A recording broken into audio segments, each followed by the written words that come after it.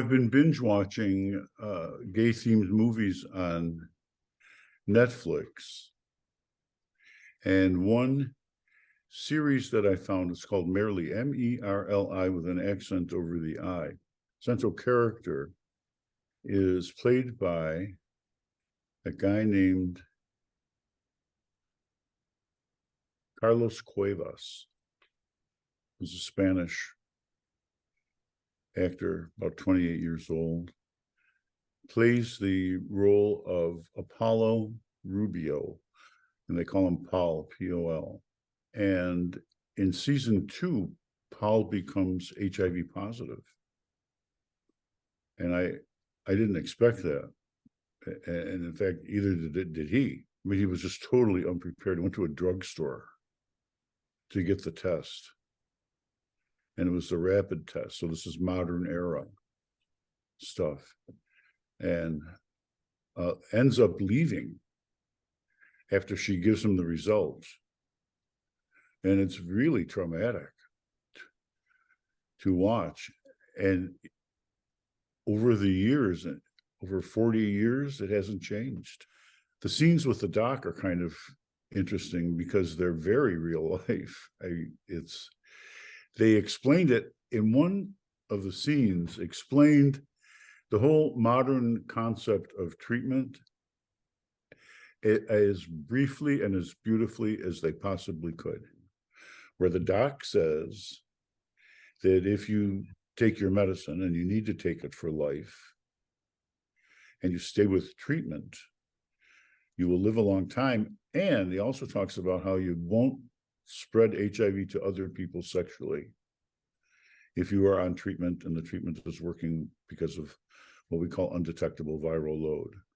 They had a lot of back and forth with the doc because the doc had to sort of help him overcome his stress, anxiety, pain of dealing with his diagnosis. When I saw the doctor scene, it reminded me of many encounters I've had with patients. You know, I've been following a lot of my patients for a very long time, and you can be very, in that kind of setting, you can be very honest with people and direct. There's no need to dance around things. This guy didn't dance around it, and he was really very clear. It reminded me of a lot of contacts that I've had with patients where I ask them, when we're talking about important decisions, I ask them, do you trust me? And of course they do. So those kinds of scenes, they're very personal. Those kinds of encounters you have with patients. But I think those are the kinds of doctor-patient scenarios that mean the most and accomplish the most, is a clear, direct, trusting relationship.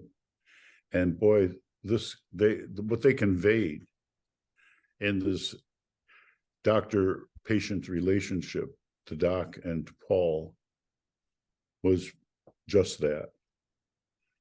I'll tell you, it was good. The message is, first of all, needing to get this in front of people and then overcoming their denial. Because throughout these scenes with Paul and his diagnosis is a heavy layer of denial that he just didn't see himself at being at risk. The other is, I don't think as a society, and even in a lot of healthcare places, I don't think that we are well equipped to deal with sexual health matters. We dance around it, we avoid it. We don't always do a good job of talking to people about the real message here, because if you can't talk about anal sex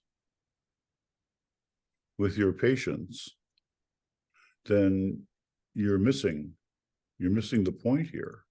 Sexual health is complicated, can be a complicated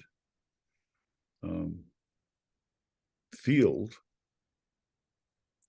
unless you're prepared to be honest about it and open about it and also understand it. the lived experience always helps.